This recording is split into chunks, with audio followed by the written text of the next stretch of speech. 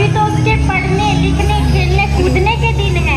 देख पार्वती, लड़कियां पराया धन होती है, जितना जल्दी इनको घर से विदा है। कल से आनंदी की पढ़ाई लिखाई बंद। बाबू, इसमें मेरी गलती क्या है? आप मुझे पढ़ाई। लड़की है, लड़का होती तो क्या बाबू? लड़का होती तो क्या? ए लड़की, ज्यादा जुबान ना चला, ना तेरी जुबान निकाल दूंगा। पर बाबू, मैं पढ़ लिख कर कुछ बनना चाहती हूँ, मेरी पढ़ाई ना रोको बाबू।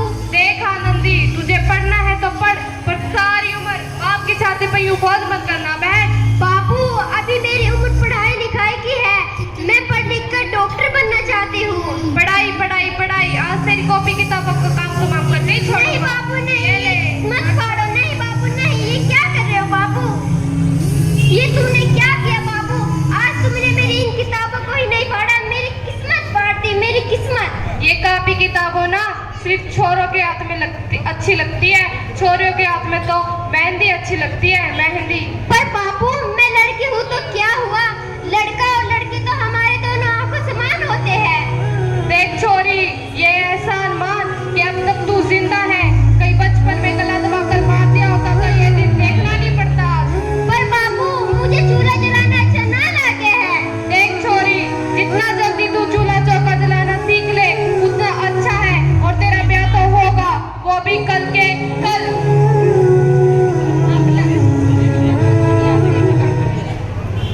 अगला जीवन तुम्हारी यही है कहानी, आंचल में है दूध और आंखों में है पानी।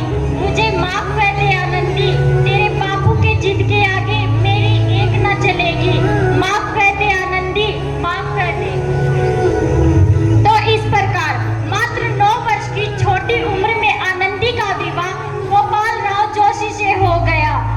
बाल विवाह एक सामाजिक कुरीति है और इस कुप्रथा का शिकार होना पड़ा आनंदी को।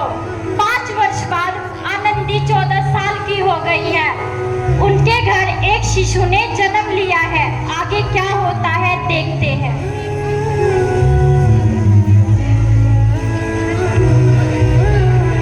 देखिए ना, इसे क्या हो गया है? इसका माथा तो अंगार की तरह तप रहा है। इसे तो बहुत तेज बुखार है। आप भी ना कुछ भी बोलते हैं, दीजिए मुझे।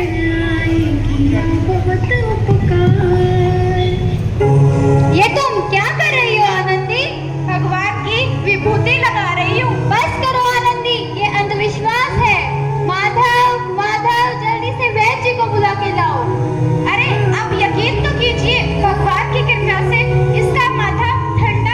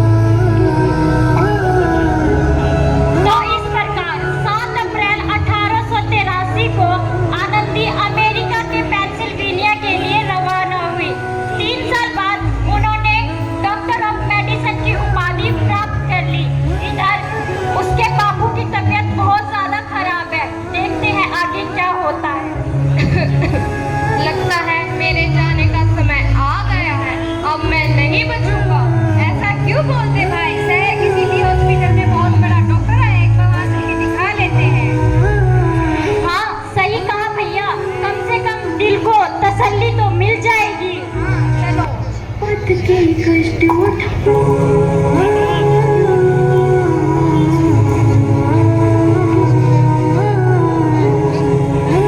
अरे इस मरीज की तबीयत तो बहुत खराब है, इसे तो कोई चमत्कार ही बचा सकता है। ऐसा मत बोलो साहब। डॉक्टर मैडम कब तक आ जाएगी?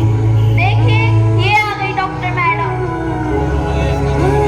डॉक्टर मैडम जल्दी देखिए, इस मरीज की हालत बहुत ही खराब है।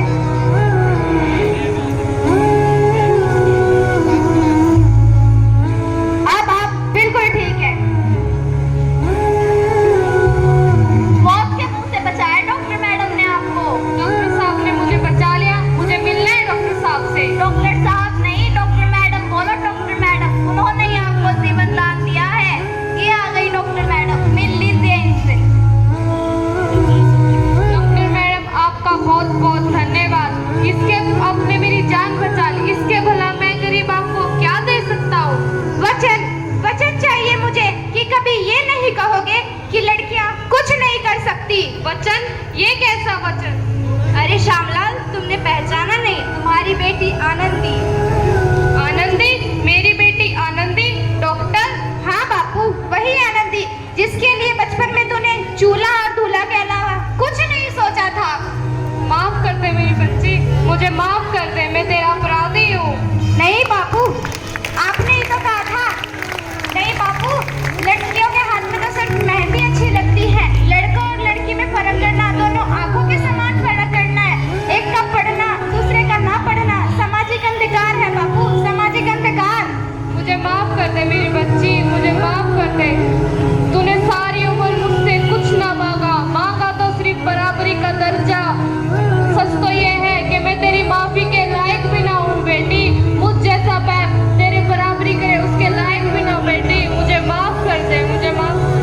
बाबू, आपने ही तो कहा था किताबें सिर्फ बेटों के हाथ में अच्छी लगती हैं, बेटियों के हाथ में तो सिर्फ मेहंदी। मैंने तो तेरा एहसान चुकाया है, याद है ना तुझे? तेरा एहसान जो तूने बचपन में मुझ पर किया था। ताने सुना सुनाकर जीते जी मुझको मार डाला था। अब बोल, और किस किस को मारेगा तू? अरे आनंदी, अपने बापू को माफ नहीं करोगे क्या? माफ कर दो। सुबह का भोला यदि शाम को घर लौटाए उसे भूला नहीं कहते। बापू,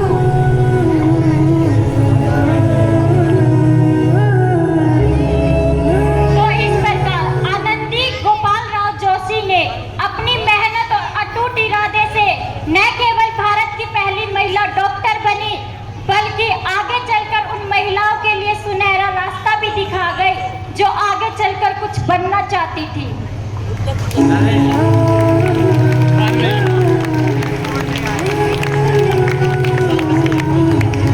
बेटी बचाओ, बेटी पढ़ाओ, बेटी बचाओ, बेटी पढ़ाओ, बेटी बचाओ, बेटी पढ़ाओ।